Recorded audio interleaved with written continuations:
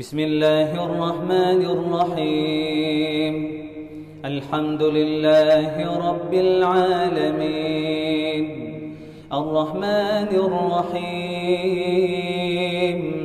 مالك يوم Bagaimana kita sebagai orang tua mendidik anak agar anak-anak itu tadi dikatakan anak-anak itu mengenal Allah, mengenal Rasulnya, mengenal صراط الذين أنعمت عليهم غير المغضوب عليهم ولا الضالين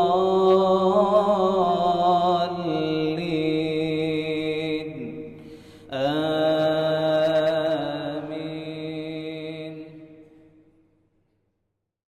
Assalamualaikum warahmatullahi wabarakatuh.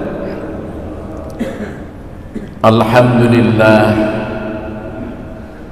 nahmaduhu wa nasta'inuhu wa nastaghfiruh wa na'udzu billahi min shururi anfusina wa min sayyiati a'malina may yahdihillahu fala mudilla lahu wa may yudlil fala hadiya lahu ashhadu an la ilaha illallah wahdahu la syarika lahu wa ashhadu anna muhammadan 'abduhu wa rasuluh. Allahumma salli wa sallim ala Muhammad wa ala alihi wa sahbihi ajma'in, amma ba'd. Bapak-bapak, ibu-ibu sidang jamaah salat subuh kaum muslimin dan para pendengar yang dimuliakan Allah, marilah kita tidak ada henti-hentinya memanjatkan puji syukur kehadirat Allah subhanahu wa ta'ala atas limpahan rahmat, karunia dan hidayahnya, sehingga sampai pagi hari ini kita masih diberi kekuatan dan kesehatan oleh Allah sehingga kita dapat melaksanakan ibadah. Kita berharap dan berdoa mudah-mudahan ibadah kita diterima oleh Allah subhanahu wa ta'ala dan dicatat merupakan amal yang saleh insyaallah. Kita masih berada dalam bab yang sama, yaitu akhlak di dalam keluarga. Kemarin kita bicara tentang amalan-amalan ketika anak lahir. Pada pagi hari ini adalah kewajiban orang tua mendidik anak. Bapak-bapak, ibu-ibu, para pendengar yang dimuliakan Allah, setiap keluarga harus memiliki keinginan mewujudkan keluarga yang sakinah, rahmah dan mawaddah. Setiap anggota keluarga harus memiliki peran dan menjadikan amanat tersebut, menjalankan amanat tersebut. Suami sebagai kepala keluarga harus memberikan tauladan yang baik dalam mengemban tanggung jawabnya, karena Allah akan mempertanyakannya nanti di hari akhirat. Hal ini berdasarkan sebuah hadis Rasulullah sallallahu alaihi wasallam yang diriwayatkan oleh Imam An-Nasa'i. Rasulullah sallallahu alaihi wasallam bersabda, kullukum ra'in wa kullukum mas'ul an ra'iyatihi. Setiap kamu itu adalah pemimpin dan kamu akan dipertanggungjawabkan atas kepemimpinanmu. Wal imamu ra'in wa huwa mas'ul an ra'iyatihi. Seorang imam dalam pengertian yang luas adalah pemimpin dan akan dipertanggungjawabkan atas kepemimpinannya. Wal rajulu ra'in li ahliha wa huwa mas'ulun an ra'iyatihi. Seorang suami di tengah-tengah keluarganya, dia menjadi pemimpin dan dia akan dipertanggungjawabkan atas kepemimpinannya. Bukan hanya itu saja, tapi wal mar'atu ra'iyatun li ahliha wa hiya mas'ulatun an ra'iyatiha. Seorang istri juga menjadi pemimpin di tengah-tengah keluarganya untuk mendidik anak-anaknya dan dia akan dipertanggungjawabkan atas kepemimpinannya. Hadis ini diriwayatkan oleh Imam Bukhari dan juga oleh Imam Muslim dari Abu Hurairah radhiyallahu anhu. Yang kedua adalah hadis yang diriwayatkan oleh Imam An-Nasai, innallaha sa'ilul kulla ra'in amma stara'ah.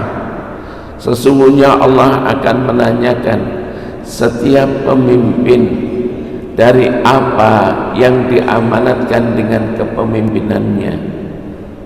Ahafidha dzalik am dhayya, apakah dia itu menjaga atau dia itu melupakannya atau dia itu menterlantarkannya.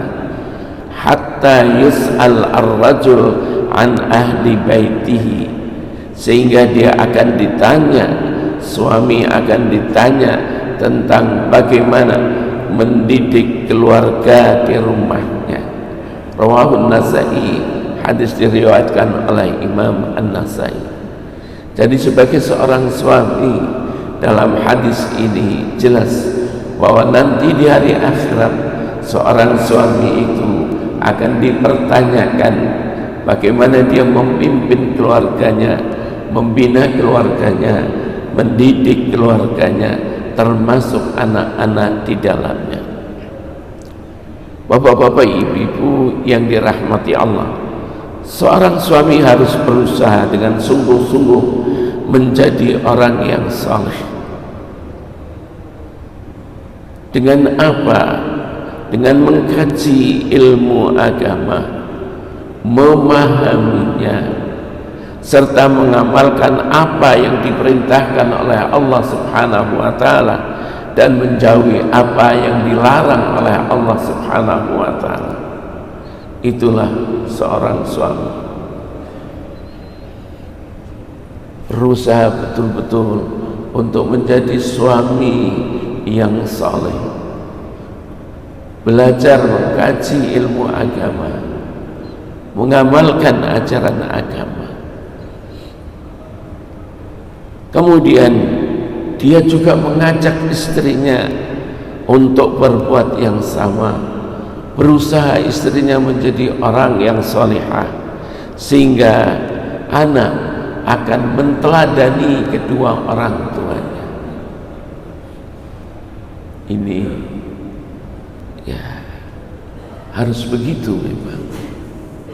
Karena apa?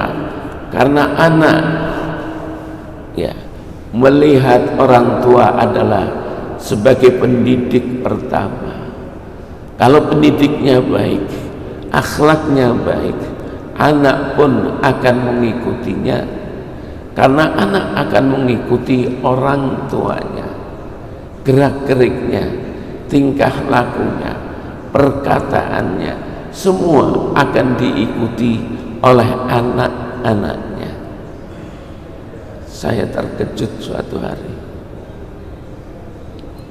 setelah puasa, anak-anak kembali mengaji. Setelah mengaji saya tanya, nah siapa yang jujur ya? Ya Ustaz. Siapa yang tidak puasa 7 hari? Angkat tangan. Sampai yang tidak puasa 1 hari, angkat tangan. Sampai yang tidak puasa sama sekali, angkat tangan. Nah, kenapa begitu? Ayah nggak puasa, ibu juga nggak puasa, saya nggak puasa.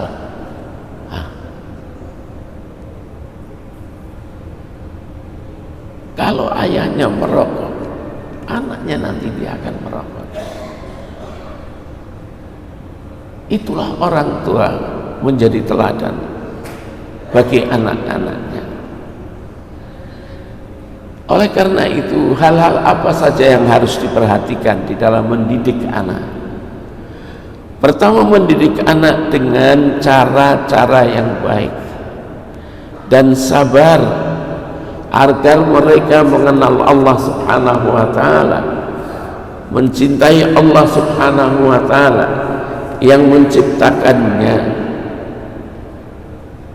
dan menciptakan seluruh alam semesta ini, mengenal dan mencintai Rasulullah sallallahu alaihi wasallam, yang pada diri beliau, diri Rasulullah ada uswah hasanah, suri tauladan yang baik, agar mereka mengenal Islam untuk apa? Untuk diamalkan. Bagaimana kita sebagai orang tua mendidik anaknya agar anak-anak itu, tadi dikatakan anak-anak itu ya mengenal Allah, mengenal Rasulnya, mengenal Islam, untuk diamalkan dalam sikap hidupnya, agar anak itu, bapak-bapak, ibu-ibu, oleh karena itu mengajarkan tauhid kepada anak-anak itu menjadi sangat penting, agar jangan anak-anak kita mindsetnya, pikirannya terpengaruh oleh faham-faham materialistik. Contoh, ini betul atau tidak, tapi katakanlah sebagai ilustrasi.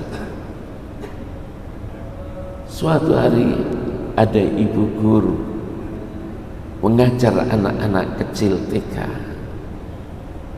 Guru itu bilang, "Nah, mintalah kamu kepada Allah. Katanya Allah memberikan apa saja untuk kamu. Tengadahkan tanganmu, minta kepada Allah," kata bu guru. Kemudian anak-anak itu meminta kepada Allah dengan mengadahkan tangannya. "Bukanlah ada apa di atas tanganmu?" Anak-anak itu menjawab, "Tidak ada apa-apa, Ibu." Oh iya, coba nak, sekarang minta kepada ibu guru, tengadahkan tanganmu, minta, "Bu guru, saya minta buku. Bu guru, saya minta pensil." Tengadahkan tangan. Ditengadahkan tangannya, meminta kepada ibu guru, "Ibu guru, saya minta buku. Ibu guru, saya minta pensil." Ibu guru sibuk memberikannya.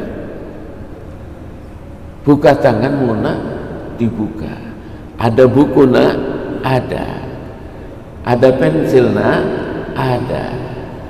Itulah nak, sesuatu yang ada itu mesti bisa dilihat, kata ibu guru. Sesuatu yang ada mesti bisa dilihat, kata ibu guru. Allah bisa dilihat? Tidak. Bisa memberi? Tidak. Allah tidak ada. Ibu guru bisa dilihat, mana tuh bisa memberi, bisa tuh, itulah ibu guru ada, ibu guru bisa dilihat. Bahaya. Namanya anak TK, dia belum nalar. Ada seorang anak, "Bu guru, ada apa nak?" Katanya orang punya otak, Bu guru ya, tapi otak itu tidak bisa dilihat. Jadi bu guru nggak punya otak kalau gitu. Bapak-bapak, ibu-ibu, ilustrasi sederhana ini kadang-kadang dicekoki oleh mereka-mereka yang mempunyai faham materialistik, sehingga anak ditanamkan faham materialistik ini sangat bahaya. Kita bisa menanamkannya misalnya kepada anak-anak kita. Nah, ini bunga apa? Bunga mawar, ibu. Kemarin ada? Enggak ada. Coba kamu cium baunya. Baunya wangi, ibu. Apakah kamu memberikan parfum kepada bunga itu? Enggak. Abang? Enggak. Adik? Enggak. Siapa nak yang yang tadinya bunga itu tidak ada menjadi mekar dan baunya wangi. Tentu ibu akan mengatakan, itulah Allah yang memelihara alam semesta ini, Allah yang menghidupkan, Allah yang menjadikan semuanya itu dididik dari kecil untuk bertauhid. Hal ini sebagaimana sebagaimana Allah Subhanahu wa taala berfirman di dalam Al-Qur'an, wa idz qala Luqman li ibnihi wa huwa ya'idhu ya bunayya la tusyrik billah innasyirka la dzulmun 'adzim. Ingatlah ketika Luqman mengatakan kepada anaknya seraya menasihatinya, ya bunayya, wahai anakku, la tusyrik billah, jangan kamu menyekutukan Allah, innasyirka la dzulmun 'adzim, sesungguhnya mengatukan Allah itu adalah dosa yang besar. Luqman pertama kali mendidik anaknya ditanamkan tauhid dan tidak boleh menyekutukan Allah Subhanahu wa ta'ala. Jadi ini pertama, bapak-bapak, ibu-ibu, mengenalkan anak mengenal Allah, mengenal Rasulnya, mencintai Allah, mencintai Rasulnya. Yang kedua, pada umur balita kira-kira 2-5 tahun, kita ajarkan kepada anak kalimat yang baik serta bacaan Al-Quran. Karena waktu itu anak yang seperti itu kecerdasannya luar biasa, dia menghafal luar biasa, dia pinter anak itu. Ya, jadi seorang orang tua mendidik anaknya untuk bisa membaca Al-Quran. Dan jangan lupa sekarang alhamdulillah banyak tahfidz Al-Quran, sekolah-sekolah itu ajar anak-anak itu bisa menghafal Al-Quran. Saya lihat dulu ketika saya masuk ke Masjidil Haram, di ruang itu Masya Allah banyak anak-anak kecil, diajarkan untuk menghafal Al-Quran. Kalau di dalam masjid, entah itu Masjid Nabawi, entah itu Masjidil Haram, anak-anak menghadap orang tuanya untuk menghafal Quran. Habis asar, habis salat, anak menghafal. Siapa yang menyimak? Yang menyimak orang tuanya. Aduh, ini kembalikan, ayo adat ini, kembalikan adat kita. Dahulu habis maghrib itu tetangga-tetangga tidak terdengar kecuali untean ayat-ayat Al-Quran. Anak-anak mengaji Al-Quran di rumah-rumah. Siapa yang bertanggung jawab? Orang tuanya, ayahnya, ibunya mendidik anak-anaknya untuk membaca Al-Quran dulu. Sekarang wallahu a'lam. Inilah. Kemudian yang ketiga, ajarkan dan perintahkan agar anak-anak salat. Jelaskan apa kedudukan salat itu. Dalam fiqh sunnah disebutkan kedudukan salat itu sangat besar dan sangat penting. Salah satunya kedudukan salat itu adalah salat tiang agama. As-salatu imaduddin, faman aqamaha faqad aqamad-din, faman hadamaha faqad hadamad-din. Salat itu tiang agama. Barang siapa menegakkan salatnya, berarti dia menegakkan agamanya. Barang siapa yang tidak mau salat, merusak salatnya, berarti dia merusak agamanya. Yang kedua disebutkan salat itu adalah awal pura urusan yang akan dihisab nanti di hari akhirat. Rasulullah bersabda, awwalu ma yuhasabu bihi al-'abdu yaumal qiyamati as-salah wa in salahat salaha sa'iru 'amalihi wa in fasadat fasada sa'iru 'amalihi. Awal mula perkara yang akan dihisab oleh Allah nanti pada hari akhirat adalah salatnya. Apabila baik, dianggap seluruh amalnya baik.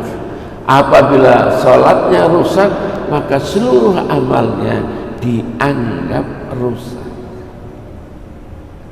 Disebutkan lagi di dalam bukunya, dalam buku Fiqh Sunnah, salat itu adalah wasiat terakhir Rasulullah sallallahu alaihi wasallam. Jadi sebelum Rasulullah sallallahu alaihi wasallam meninggal, wasiatnya kepada umatnya adalah salat. Ummati as-salah, ummati as-salah, ummati as-salah. Umatku, salat kamu, salat kamu, salat kamu. Saya heran kalau diajak yang lain mau cepat, tapi kalau diajak sholat kenapa susah? Al-Quran sendiri mengatakan innaha lakabiratun illa 'alal khashi'in.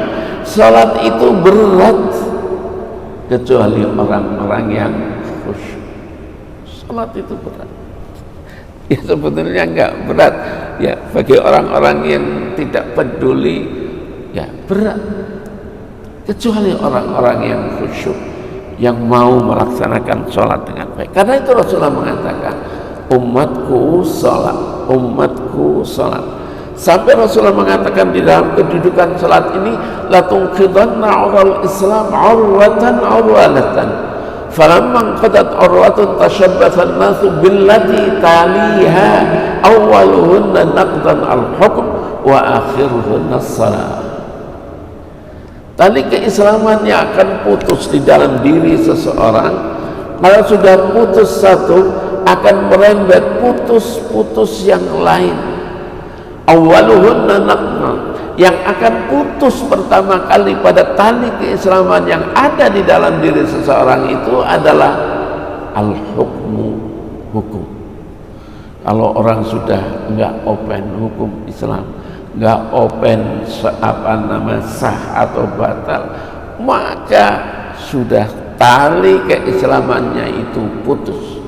Kemudian Rasulullah sallallahu alaihi wasallam mengatakan wa akhiruhun as-salah. Akhirnya yang paling terakhir akan putus adalah salatnya.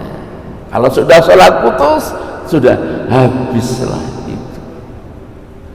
Bapak Ibu lihat dalam hidup ini. Karena itu kedudukan sholat juga disebutkan. Apa katanya? Sholat adalah perintah yang langsung diperintahkan oleh Allah Subhanahu wa Ta'ala kepada Muhammad sallallahu alaihi wasallam saat Isra dan Mi'raj. Langsung ya kepada Muhammad sallallahu alaihi wasallam.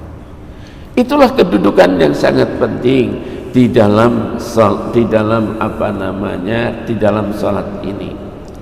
Dalam sebuah hadis Rasulullah sallallahu alaihi wasallam yang menjelaskan tentang perintah untuk mendidik anak-anaknya salat, muru auladakum bis-salah wa hum abna'u sab'i sinin wadribuhum 'alaiha wa hum abna'u 'ashr.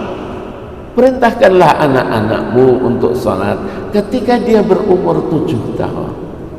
Wadribuhum, dan pukullah mereka, anak-anakmu apabila tidak mau sholat ketika umur 10 tahun.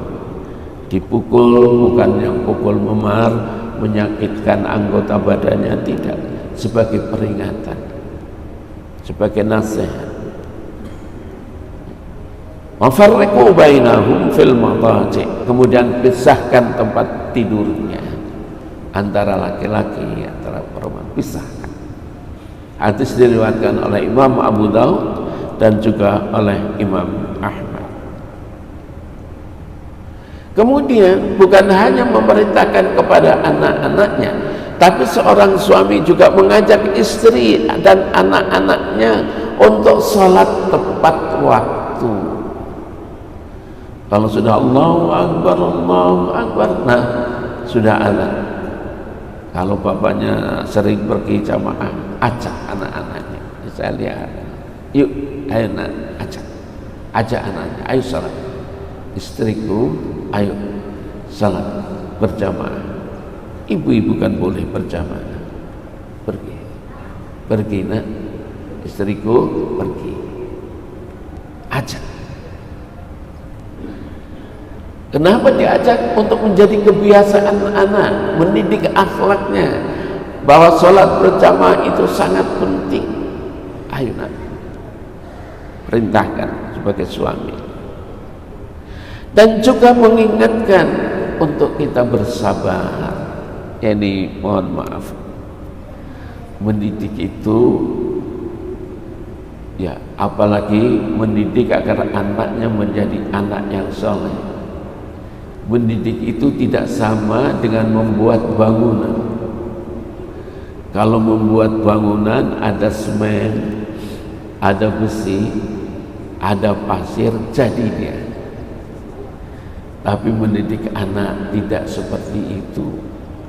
Karena apa? Karena yang didik adalah jiwanya, yang didik adalah mentalnya. Perlu berkesinambungan, perlu kesabaran. Apalagi anak-anak yang dikatakan sekarang ya generasi Z, luar biasa. Nggak tahu adab, nggak tahu akhlak katanya ya. Maunya kalau kita mengajar ya mana yang jelas, ada apa enggak, mana bu apa namanya, mana hasilnya, begitulah anak-anak. Betul Umar mengatakan, adibu auladakum, didiklah anak-anakmu, karena anak-anakmu itu akan hidup bukan pada zamanmu lagi. Nah, ini sekarang kita pun terkejut-kejut dengan anak-anak sekarang ini. Kalau ditanya bisa menjawab karena punya ini. Apalagi sekarang ya ada program untuk itu di dalam di dalam HP-nya. Ya, itu perlu kesabaran. Dan itu berproses, Bapak-bapak Ibu. Berproses. Wah, kadang-kadang terpengaruh dengan kawannya, macam-macam. Dan itu berproses. Menjadikan anak yang soleh itu berproses. Tidak seperti membuat kue, berproses. Sabar. Kadang-kadang orang tua sampai marah, kamu udah aku beritahu sampai bibir saya enggak apa-apa. Saya katakan jangan bersabarlah, sabar dalam mendidik anak. Dalam sebuah ayat Al-Quran surat Toha ayat 132, wa'mur ahlaka bis-salat, perintahkanlah keluargamu untuk menunaikan salat, wastabir 'alaiha, dan bersabarlah untuk itu. Bersabarlah. La nas'aluka rizqan, kami tidak minta kepada kamu rezeki, nahnu narzuquk. Allah berfirman, kamilah yang memberikan rezeki kepadamu, wal aqibatu littaqwa, akibat yang baik di hari akhirat untuk orang-orang yang bertakwa. Memang harus sabar, Bapak. Anak yang umur 10 tahun tadi sudah saya katakan, agar diajar sholat berjamaah. Seorang yang lalai di dalam sholatnya, maka dia akan mengikuti hawa nafsunya. Allah subhanahu wa ta'ala berfirman, Allah subhanahu wa ta'ala berfirman, fakhalafa min ba'dihim khalfun adha'us salat wattaba'u asyahawat.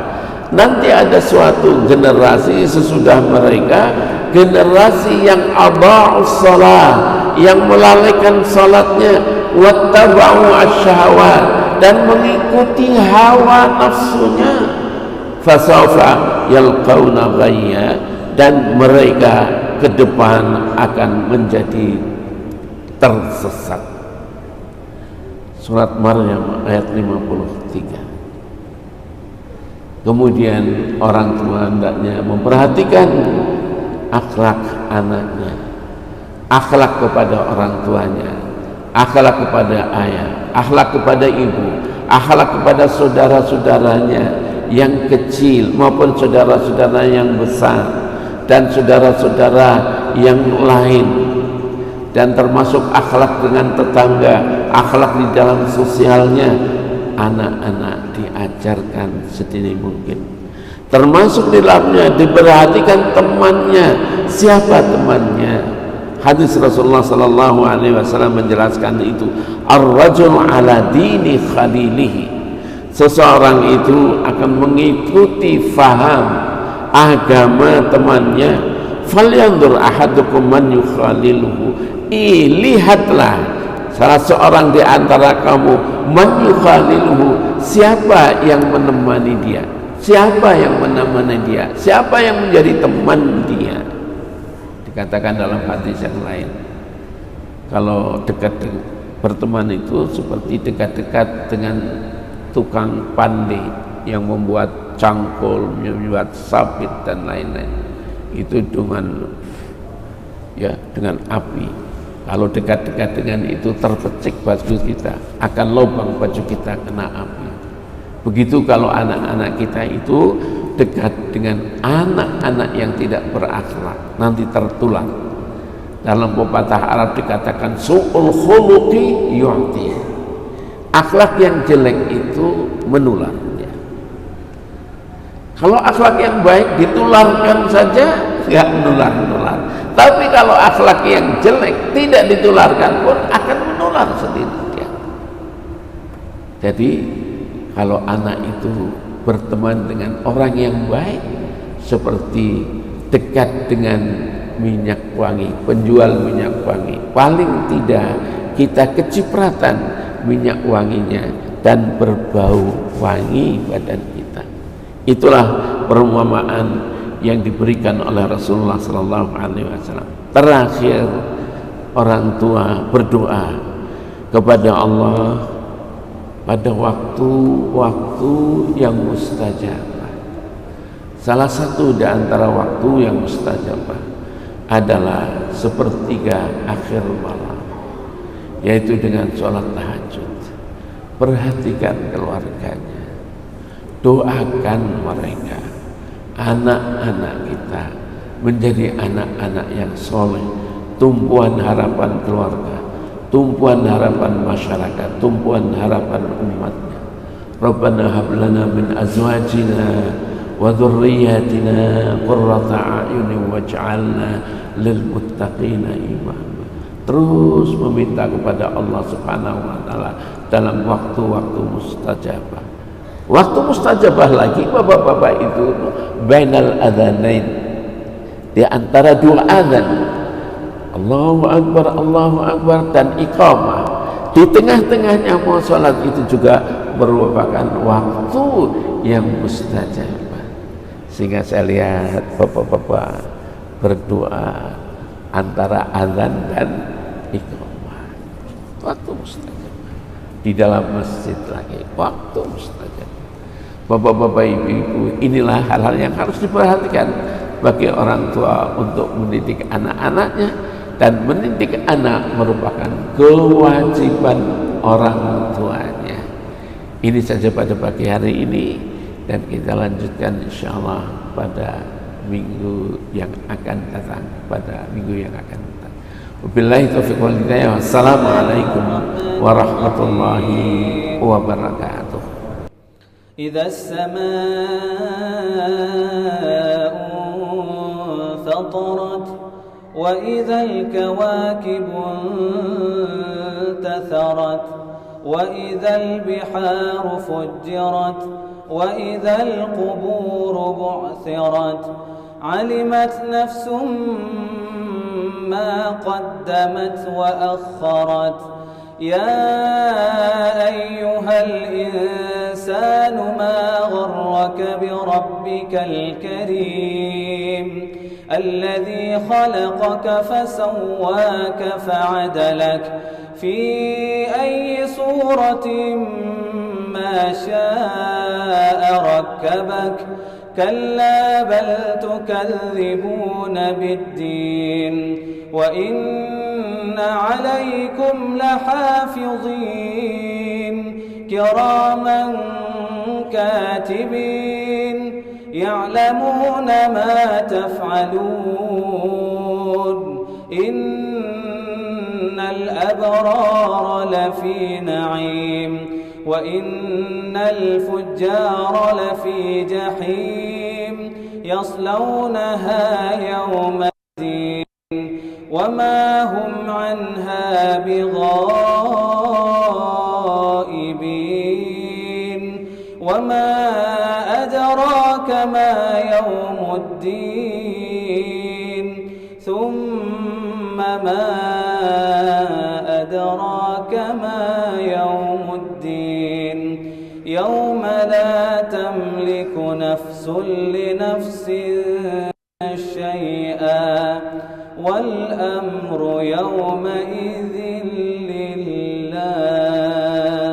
بسم الله الرحمن الرحيم. والسماء والطارق وما أدراك ما الطارق النجم الثاقب إن كل نفس لما عليها حافظ. فلينظر الإنسان مما خلق من ماء دافق يخرج من بين الصلب والترائب إنه على رجعه لقادر. يوم تبلى السرائر فما له من قوة ولا ناصر. والسماء ذات الرجع والأرض ذات الصدع إنه لقول فصل وما هو بالهزل. إنهم يكيدون كيدا وأكيد كيدا فمهل الكافرين أمهلهم رويدا. أعوذ بالله من الشيطان الرجيم. بسم الله الرحمن الرحيم. الحمد لله رب العالمين. اللهم صل على سيدنا محمد وعلى آله وصحبه أجمعين. اللهم أعنا على ذكرك وشكرك وحسن عبادتك. اللهم إنا نسألك العفو والعافية في الدين والدنيا والآخرة. ربنا اغفر لنا ذنوبنا ولوالدينا وارحمهم كما ربونا صغارا. ولجميع المسلمين والمسلمات والمؤمنين والمؤمنات الأحياء منهم والأموات برحمتك يا أرحم الراحمين. اللهم أعز الإسلام والمسلمين وأهلك الكفرة والمشركين ودمر أعداءك أعداء الدين واجمع كلمة المسلمين على الحق يا رب العالمين. اللهم انصر إخواننا المسلمين والمستضعفين في فلسطين. اللهم انصر إخواننا المسلمين والمجاهدين في فلسطين. اللهم انصرهم نصرا عزيزا. اللهم انصرهم على عدوك وعدوهم. اللهم انصر من نصر الدين. ربنا آتنا في الدنيا حسنة وفي الآخرة حسنة وقنا عذاب النار. وصلى الله على سيدنا محمد وعلى آله وصحبه وبارك وسلم، والحمد لله رب العالمين. الفاتحة. ورحمة الله. أعوذ بالله من الشيطان الرجيم. بسم الله الرحمن الرحيم. الحمد لله رب العالمين، الرحمن الرحيم، مالك يوم الدين. إياك نعبد وإياك نستعين. اهدنا الصراط المستقيم، صراط الذين أنعمت عليهم غير المغضوب عليهم ولا الضالين.